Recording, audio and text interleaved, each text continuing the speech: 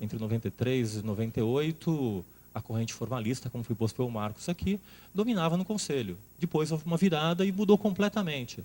Não posso estar julgando um caso orientado pela jurisprudência do Conselho, que é o órgão último da administração, que aconteceu entre 98 e 2003, sob as luzes do que está acontecendo agora. Então, eu tenho que interpretar em função do momento passado. Ou seja, esse é um aspecto importante que deve ser considerado, deve ser levado em conta também no que diz respeito ao planejamento tributário. Ou seja, assumir que a legalidade se realiza no eixo do tempo, devendo ser levado em consideração o contexto jurídico e histórico em que foi tomada a decisão do contribuinte, evitando o legalismo autista de inventar novas e criativas interpretações baseadas unicamente no texto legal. O texto legal comporta infinitas interpretações possíveis. Evitar o planejamento tributário ao contrário, ou às avessas, em que o fisco se acomoda também em formalidades legais, estrutura, como presunções, para sustentar e fundamentar a exigência confortável de bases imponíveis sem substância econômica.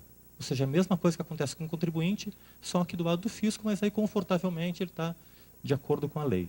Então, eu acho que é uma questão para se pensar, para olhar os dois lados também. Ou seja, essas são as 10 premissas que eu creio que são importantes nós pensarmos. E aqui, stakeholders e objetivos de uma norma geral antilesiva. Quem são os atores que pretendemos regular a conduta? A quem se dirige essa regra antilesiva? Fazendo um brainstorm, eu cheguei à conclusão que tem 6 atores aqui. Primeiro, o contribuinte, a assessoria jurídica, que trabalha com o contribuinte, o agente fiscal, o CARF, a Receita Federal e o legislador. Então, tentando trabalhar rapidamente com cada um deles aqui. Primeiro, a qual contribuinte se dirige essa nova regulamentação? É o sonegador terrível, lombrosiano, de sobrancelhas grossas? Acho que não. Eu acho que é justamente os que representam muitos deles nessa sala aqui. Então, que condutas nós pretendemos inibir ou incentivar na esfera de ação do contribuinte? Nas discussões com a Raquel colocou muito bem, falou assim, meus clientes não vão fazer essa declaração se sentirem que é mais uma forma do fisco estar obtendo informações e sem nenhum incentivo ou contrapartida de segurança jurídica. Ou seja, eu tenho que pensar nesse contribuinte, entender esse contribuinte para poder fazer com que ele entre nesse movimento, nessa aproximação.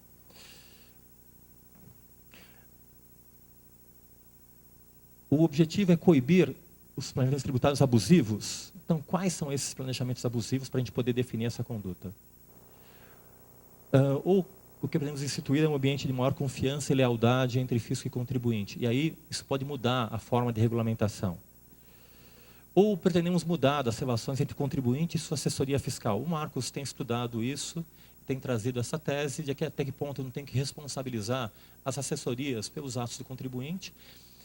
Eu vou falar um pouquinho sobre isso. Eu acho que penalizar não funciona cada vez mais. Como jurista, eu acredito menos no permitido, proibido e obrigatório.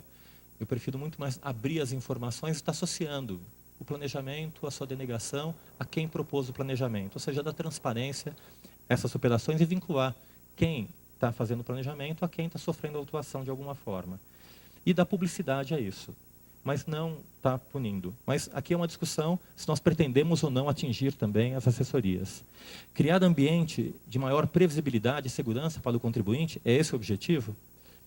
E usar sanções premiais, ou seja, incentivar o bom contribuinte a estar fazendo a declaração, a estar se aproximando do fisco, ou penas agravadas?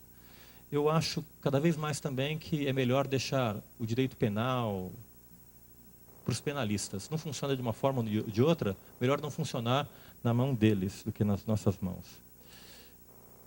Bom, assessoria jurídica. Que tipo de assessoria jurídica pretende se inibir ou incentivar comportamentos também nessa regulamentação? Se é que se pretende isso. Pretende se tornar as parceiras do fisco, como instâncias multiplicadoras dos entendimentos do fisco, de modo a ajudar, orientar e coibir condutas indesejáveis do contribuinte? É uma possibilidade. Torná-las responsáveis por seus pareceres e orientações dados pelo contribuinte, sem sanções, simplesmente vinculando essas assessorias? Será que elas poderiam servir de instâncias técnicas para suporte e orientação dos comitês preventivos?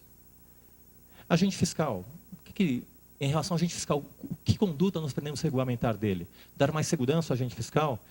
Eliminar o sentimento, acho que isso é muito importante, que é um sentimento que eu trago de experiência empírica, de ouvir falar. É difícil aprender isso tecnicamente, mas a informação que se tem é, na dúvida, o melhor é lavrar o auto de infração, porque senão ele pode sofrer um crime de responsabilidade ou ser punido por não ter lavrado o auto de infração. Isso cria uma grande distorção, ou seja, eu estou induzindo o fiscal a desrespeitar a lei até por falta de critério. Ele também não tem segurança, se sente inseguro, então talvez seja o momento de oferecer maior segurança também para o agente fiscal. Como conciliar a atividade vinculada da autoridade fiscal com a subjetiva interpretação de intenções, que é a nossa armadilha no que diz respeito à norma antilesiva? E buscar reduzir a discricionariedade da interpretação subjetiva individual do fiscal mediante apreciação colegiada. Eu acho isso fundamental, essencial. E vinculado o agente, de alguma forma, às decisões do CARF e do comitê. Tem que criar formas de estar vinculando essas decisões para criar critérios jurídicos e inteligência em torno dessa matéria. CARF. Eu acho que o CARF é uma das estrelas dentro desse espaço, pelo menos da forma que eu vejo esse procedimento. Servir de instância voltada a oferecer segurança e certeza à atividade do agente fiscal e do contribuinte, valorar a unificação e a uniformidade da sua jurisprudência. Acho que é muito importante isso em relação ao CARF. Pode se mudar, acho que não tem problema, mas de forma motivada e gradual, sabe, muito bem sedimentada. Oferecer ampla e restrita publicidade de suas decisões. Eu sei, Cândido, está tudo lá no site, mas muitas vezes é difícil. Acho que publicidade é mais que ter informação. É ter um sistema de informação inteligente, que dê efetivo acesso, que permita efetiva pesquisa.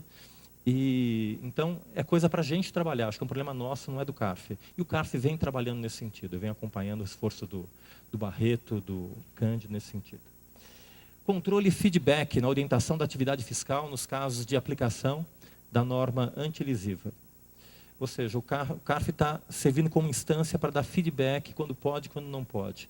Justamente porque eu caio em cada caso concreto, então a lei abstrata não consegue abarcar todas as situações. É fundamental eu ter uma valoração entre civil law e common law, de uma jurisprudência reiterada que enquadra o fato para eu poder ter uma informação mais fina em relação aos casos.